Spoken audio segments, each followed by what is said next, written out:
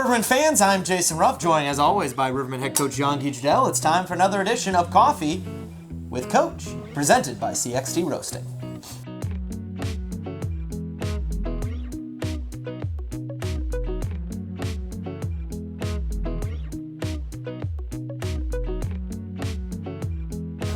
Back for our second to last episode of the year. It's been a good grind this year, Jean-Guy. Yeah, for you, baby. I mean, for everyone. For me and Levy, it's been a grind, buddy. It's, I think 60 players, Dave Eminion was 60 saying. now, yeah. So, I mean, it's one of the longest years of my life with dealing with all of the injuries, the call-ups. Fun, a lot of great new relationship made along the way. Yet challenging. That's why I said it was a good grind. Yeah, it's a good grind. You always, you have some players that you really fall in love with their personality, the person they are. Unfortunately, sometimes you got to release some, but it's been great. Met a lot of great people, great players that will be part of my life forever. But at the same time, I don't envy Levy at all with all the paperwork he had to do. Oh my goodness. And I don't envy Doug Price at the league that saw all the transaction came out of Peoria. But for us, we're still very, very proud of our group to what we were able to accomplish. It's rare that we had. Yep. Well, we never had a full roster, so it's rare that we actually weren't missing 6-7 guys. So for us, very proud of our guys, especially our leadership group. That we call the three-headed monster with Wilkes and Bearsy and Ernie that kind of kept everything going while a lot of changes were going around, a lot of injuries. So kudos to all our leadership group for what they did this year. Absolutely. Now, another big thing is that the Rivermen bring in a lot of new guys, and they're making an impact right out of the gate. Especially look at this weekend. You got a lot of rookies, not only getting in the score sheet, but also making an impact off the ice. Can you talk a little bit more about that? Yeah, for us, I know the rookies, I know first-year players, but for us, it's more like we understand how important it is the college season when they're done with college. We had a lot of success over 3 years ago. I know L.A. Grissom was a big part of our championship. Last year, Reading was a big part of our championship. We brought in a lot of guys from college that also helped, like Romatario last year didn't play a lot, but he was still great, life in the room, great person. So we brought in a lot of guys that brought us a lot of success. So we know this part of the season is really important for us to discover not only new talent, diamonds in the rough, but at the same time guys that are not going to play like first-year players that are going to come in and have a lot of confidence. And that's why, you pick and choose the places you go with the recruiting, but we have a good grasp on, where we like, what kind of player we like, and we've been lucky over the years. Of your first-year players that you brought in recently, I mean, you guys like Fletcher Anderson or Marko Yakovlevich, do you think like you have some diamonds in the rough there? I know it's still been early. No, absolutely. I mean, they're all going to be. Those guys are part of the playoff roster. They're big. Of course, there's always things to work on. But with Marko, we knew we were getting. I've seen him on tape quite a bit, and same thing with Fletch and Poulias and all those guys that I've been recruiting for years now. So I know them really well. I knew they were going to have an impact. You never know how big of an impact, right. But they've been good for us. And don't get me wrong, I still think they have ways to go. I still think details are a little off on some things, but I do believe that they're great people that want to get better and want to be part of us and want to bring a championship to Peoria. So for me, it's fun to work with those type of athletes. Absolutely. And the Rivermen getting some big wins this past weekend. They're the only team of the season to go into Huntsville, Alabama and beat the Havoc 2 times in a row in Huntsville. They came back and were also able to pick up a 1-0 shootout victory against the Pensacola Ice Flyers. 3 straight wins on the weekend. What was the most surprising thing for you that weekend? It's not surprising. I think it's more of we finally reached a spot where I completely trust our team to show up and play with swagger, determination. I think when you prove it 2 times in a row in Huntsville, the first game could have been a fluke, Yep. But then we come out the second game and we outshoot him 17-3 in the first period on Instat, which is usually the right stats, and the guys just kept pushing. We did mistakes, but at the same time, guys were really buying in what we had to do to accomplish our goal of going to Huntsville. Our first goal was just to win one because we know Huntsville is still a very good team, but for them to be able to do it 2 times in a row and with the joy and the swagger we had, it was just absolutely amazing. And like you said, a lot of those guys are new guys, like Ron's, Marko, all those guys, Marko, Martin just came off the IR. Yep. Fletch, Pooley was just with us the weekend. So we probably had 8 guys that just got there with us.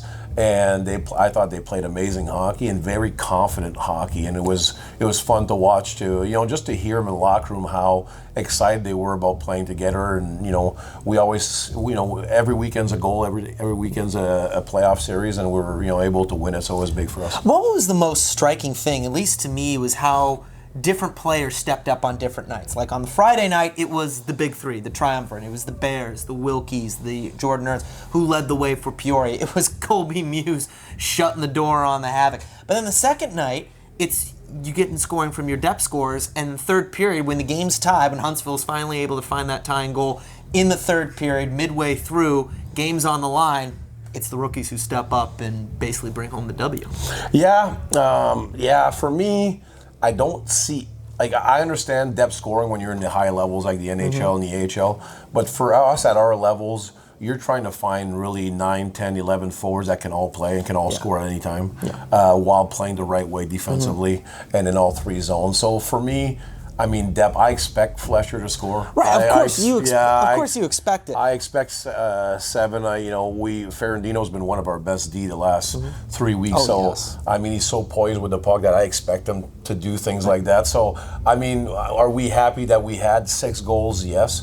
But for us, it really, and if you ask Bearsy and Ernie, nobody cares who scores here because we all believe that we have enough guys to score at any time, and it's just a matter of, getting a little lucky because even Garrett Devine only had 1 on the weekend, but he could have had 8 or 9. Absolutely. So for us, it's just about who's next man up. And I always say when you build your team that way, you never know who's going to be the hero. Right. And that's the case with us like last year. I thought the final series it was all McPherson, Bearsy, and Hags, and before that it was Mike Gillette. And it all depends. Like for us, we have enough guys that can do the right things offensively and defensively. I just think the reason I bring that up is I just think that a lot of people, when they look at teams like this, they think, all right, you've got 3 guys. You've got the leading defensive goal scorer of the year, a guy who's probably going to be D-MVP. You've got a guy in Alec Bear who's probably going to be, or at least going to make a run for a league MVP. You got Jordan Ernst, who's the leading goal scorer. Those are 3 guys everyone's looking at, everyone's keying in on, but yet when you have players like a Fletcher Anderson, like a Garrett Devine, we have those guys stepping up, all of a sudden you're looking around like, wait a minute, all these guys can score? Oh crap. That is a powerful tool when you're able to put that in the heads, I think, of the opponent or of even other fans. Like, wait, we can't just worry about these 3 guys. We've got to worry about all these other guys too.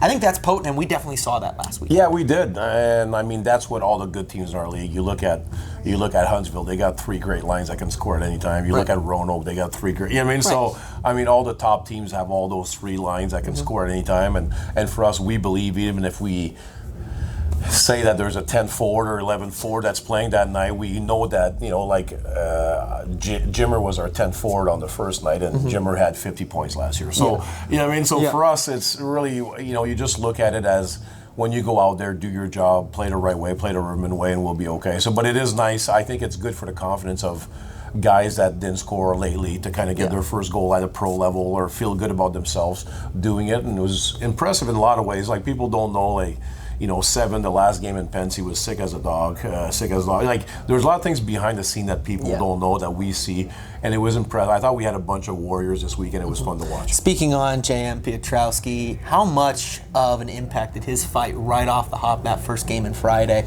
How much did that really set the tone? Kind of like Shorzy was set the tone, boys. Yeah, he did. And that was nothing to do with the coaches. That's all Jimmer that decided that that's what he wanted to do to set the tone for the playoff series, and that's why Jimmer's from the old school age. He's from the Hags and the Mitch McPherson age, and the Wilkie kind of age of guys that know how to change momentum, set the tone, show the opponent that we're coming in for a battle, and he did it for a different reason, which I was really impressed with. So he's that warrior, and I think his feet are getting back to where he needs to be. Like he's able to get separation off a battle. He's flying through the neutral zone again. So I think Jimmer was a big plus, and he's all in. He knows it's his last year, and he wants to make it special. And I'm not going to get emotional, but at the end of the year, it's going to be tough because a lot of our guys are leaving. That's brought it they just put it all on the line all the time. And even if I'm hard on them, they understand the why. And it's impressive what Jimmer's done and what all our veterans have done here in Peoria. Colby Muse, 2 shutouts last weekend, rightfully so, named SPHL Player of the Week. You've now had 2 goaltenders in back-to-back years get 7 shutouts in a single season.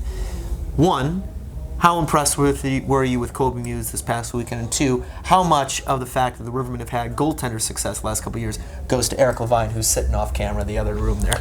Yeah, I think it's a combination of a lot of things. I think we play a certain way where goalies always had success in Peoria. Mm-hmm. Yep. 2, we find great people and great teammates and great goalies that want to come in and do the right things. And 3, I do believe that goaltending, just like coaching, just like anything, it's a 6-man thing. I mean, you have your 5 forwards and the goalie, your 5 players and your goalie, and they all have to do a certain job. I thought Muser made some phenomenal saves the first night, but our Ds were always there to get the rebound away. I mean, so I think we did a phenomenal job as a group of 6 on the ice. 2, give us a chance to not give many goals over the year. And Muser's been nothing but a blessing this year. He's a great goalie, but I know it's a cliche, but he's an even better person. Mm-hmm. And I think our swagger went up a lot when he came back from the coast. We got him and Tino the same weekend, which we know Tino's very confident, mm-hmm. and we know Muser's has got that swagger also and that leadership, and Tino's got the same thing. So we've added a lot of pieces in the last week. Even Bearsy was out for a while. He came back. We added a lot of new players that had swagger and know how to play the game. So it was a lot of fun to attack. But Muser, I can't say enough, man. What a year he's having. Absolutely, and that year is going to continue as the Peoria Rivermen get set for a big weekend this weekend. Home on Friday and Saturday, including $5 ticket night. Last count I had, it was about 8,000 or so had already gotten their tickets, so tickets still available, $5 upper bowl and select lower bowl tickets. Also, this is going to be an important weekend because this is the weekend that you, Jean Guichtel, are going to be officially honored as the winningest head coach in the SPHL, a milestone you passed up earlier on in the year. I got to ask, you've been at this for a long, long time. What has been the most challenging yet rewarding aspect of those what is it now, 11, 12 years or so? Yeah, I think it's changing as a person. Really? Yeah, I think, I came in with a little bit of an ego, thinking that, you always have to have confidence to be a coach. Mm-hmm. But I think just changing and the difficulty it is to battle yourself, your ego, it's not easy. It's not easy to change. But I'm very proud of every single summer, every single year. I try to be different. I try to be better. I I always say leadership, you kind of know what you do wrong, mm-hmm. what you do well. I always try to attack what I'm not so good at and get it better. And I believe it's the last 5, 6, 7 years, it helped me build better relationship with my players. Yeah. So I'm very proud of that. And that's what my lasting effect on coaching is going to be all the relationship I've made along the way. So I'm very proud of going from a different coach to a coach that embraces what his players do for him and does for the organization, and is so thankful for those relationships. So I'm very lucky. I always say everybody tries to change. It's always hard to change, but I think it was a battle that I won, and I think I'm going to keep getting better at it. Why do you think it's hard to change, especially for a coach, a leader of men? Why do you think it's hard for coaches? Because leaders, yes, you might have a little bit more leadership quality, but it's not born. You have to work at it every single day. And I think from books, from messages, from a relationship I had that taught me along the way, you try to make yourself the best possible leader you can. And I'm still not there. I'll probably never be there. But I believe I made some great strides in becoming a better leader, a more understanding leader.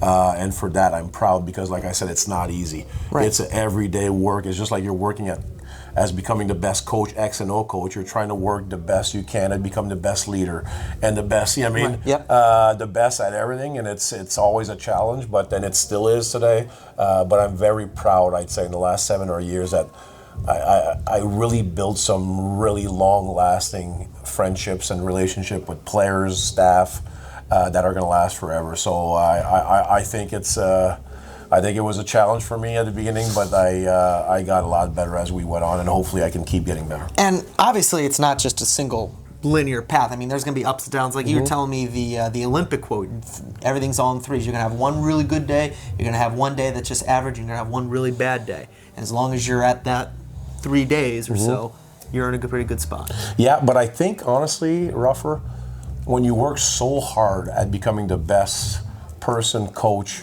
leader that you can be, there's not as many bad days anymore for me. I've learned to gain so much confidence and being so thankful for my athletes that I come here every day and I can't wait to attack the day. Yeah. Like I see my assistant coach, like what a great human, does so much work. Then you get in the locker room, you see all these great people that are all buying in to do something special together. And you want to be here, and the bad days are not there as much for the coaches anymore. Like they'll be very far apart, because even if we do lose, I think once you get better, you try to find a why and fix it, find a solution for it instead of managing it like hard. Yep. You're trying to more find solutions to it, and I think it's been a great process, and we're going to keep getting better. But for me, bad days are. I have the best job in the world. I get to coach. That's the right mentality. Yeah, I get to come here, coach, and even if I didn't get a lot of sleep, I'm still with 20 guys that want to get better. So I feel like I have that obligation, like to be here in a good mood, because if your leader is always down, man, it's going to make it for a long year. And we feel like as coaches, me and Eric, we're kind of leading this group underneath here, so we got to come in with the right attitude every single day. How do you transplant that attitude, that mentality that you've just described for us? How do you instill that onto the players who are in the room? I think it's done every day, honestly, and I think once you've built that, like the Ernsts and the Wilkes and the Bears, they come in happy now every single day. They can't wait to attack the process, because as a coach, you have to make it exciting. There has to be something new. You have to bring the joy, and it is joy, where we get to play hockey or coach hockey, man. Play a game. Yeah. So it's a lot of fun, and once you built that, I know it's a big word again, the culture that everybody uses, but once you built it and your leaders believe in it and you sold what you had to sell, now they just take it over. Like we even have a graph, we talked about, the number we put there for Zest for Life. Like I read that in the book and I thought it was a great idea. Now, every single day, and I tell the guys to put the truth, because I'll give a guy a day off if he doesn't have, he doesn't feel, some days you don't feel it. Right. I'll give him a day off, but man, the Zest for Life has been great. Like the guys are freaking pumped to come here every day and get to work. And even today, I thought we had an average practice, but we had a great video session. Guys are back on track. Tomorrow's going to be way better, and we're going to re-attack it. How do you keep players, because you had a great weekend last weekend in Huntsville and Pensacola. I think you turned a lot of heads in this league. How do you keep the players from thinking, all right, we got first place just about locked up, had a great weekend? How do you keep them going up as opposed to saying plateauing, especially when it comes to playoffs? One, you change things. They always say when you get too comfortable, you have to change things as a coach. Okay. So you change systems, you change just to make it excited again, to try to attack. And then there's always challenges in every single weekend. I believe playing Pensacola, they play a PK like Quad City does, like they play the Diamond PK. Yeah. And a lot of teams that we're going to have a chance of facing in the first round are going to play Diamond. So we have to attack it. So we worked on that. It's more excitement. It's different. We were used to the press down, and we're used to the two pistons. Now we're attacking a diamond, so it's going to be fun. So you're trying to make it exciting to have these new challenges every single day. Like now our next one is if we win Friday and we won first place. Right. So for us, try to find excitement for something, and we know there's going to be 8,000-9,000 fans, maybe more. So it's going to be exciting for us we haven't been here for a while. Tomorrow we finally get our rink. We haven't practiced here in probably a month and a half. Yeah. So we're getting our rink back to have a morning skate. So little things, man, to bring the excitement every single day for our boys. And we're at a good place right now. We gave plenty of rest this week. 3-3 are not easy with the challenge we had on the road. And I always said we left a lot of legs, a lot of emotion in those two Huntsville games. So now we try to regain that emotion, regain the legs. So there's different things that we do off the ice also to make sure the guys are fresh when we attack Friday. You'll forgive me, but I have to hype you up because you are also coming up on a big milestone. You are 2 wins away from 400 career coaching victories. I know you said wait till 500, but we're getting to 400 coming up soon. Did you ever think when you first started that you would get eventually or even close to 400 wins? Yeah, as coaches, you don't see that. You're just trying to get the win that Friday. I don't really look, and like I said, if it's not 500 or 1,000, to me there's no point of talking about it. So I I don't like to celebrate mediocrity. Mediocrity. No other coach in this league is coming even close, Guy. Yeah, 500. Come on now. When we get to 500 or 1,000, we'll talk again. 500 or 1,000. How old are you going to be when you get to 1,000? I still feel great, man. I feel great, so I don't worry so much. But no, for me, I don't know. I'm lucky to do what I do. I don't look at, you know me, I tell you all the time. I know. I don't look at numbers. I look how it happens, how you played, how you got those wins. And to me, that's the important part. If I was able to sell my players to become the best version of themselves, and it helped us win game, and the wins come to me, so great. But for me, it's always a team award. And you win. I remember when I won those coaches of the year. To me, it's if I don't have my players doing it. You know what I mean? So for me, I understood that a long time ago. When you started your pro career, you're a little selfish as a player, but once you're around all these great athletes and great leaders, you understand that it's not about you and it's about everything else. And we're at that point here with the Rivermen also. Who do you think gets the most credit out of all the teams you've gotten, out of everything that's happened over the 398 now coaching victories? Who do you think deserves the most credit? Obviously the players, but what about the players you think deserves the most credit for those wins? That they buy in. Okay. It's not easy, man. They're living. I always say that when I started pro, you could not say a word as a rookie. It was like, you know what I mean, just find your spot, zip it, and do your job. You know what I mean? And your job was hard. It was hard hockey. And now with all the opportunities that they have to be free, they could get selfish really quick. And they don't, man. They come here, they work hard on themselves to change because we all have egos. We all have those selfish tendencies inside of us, but they change everything for the benefit of the team and to build great relationships. And to me, that's absolutely amazing because I know how hard it was for me to work on myself to become a better coach, a better leader, a better person. So I can't imagine, I'm asking them a lot of the time to change it like the Fletcher Anderson. I'm asking him to change in a 2-week span how he's going to play a little bit to make it the Riverman way. And they decide to just let everything aside and to do it the right way to make sure they have a chance to win a championship and build great relationship and also gain respect. To me, athletes, that's not talked enough. You are trying to gain respect from your peers, so when you're all retired and they remember the name Trudell or the name Levine or whatever name you have, that they remember you being a warrior and being able to do whatever it takes for your teammate to make them feel better. So for me, that's absolutely amazing that we're lucky to have the people that we have here in Peoria. Oh, we're lucky to have hopefully a lot of people here, especially on Friday night. $5 ticket night for Upper Bowl and select Lower Bowl tickets. Face-off set for 7:15 p.m. Plus, it's also SpongeBob night. The Rivermen wearing specialty SpongeBob jerseys. And the Rivermen also back home on Saturday night, 7:15 against the Ice Flyers. And on Sunday, on the road in Evansville. 5 games to go before the postseason. Guy, let's finish strong. Absolutely, buddy. For Jean-Guy Trudell, I'm Jason Ruff. This has been Coffee with Coach, presented by CXT Roasting.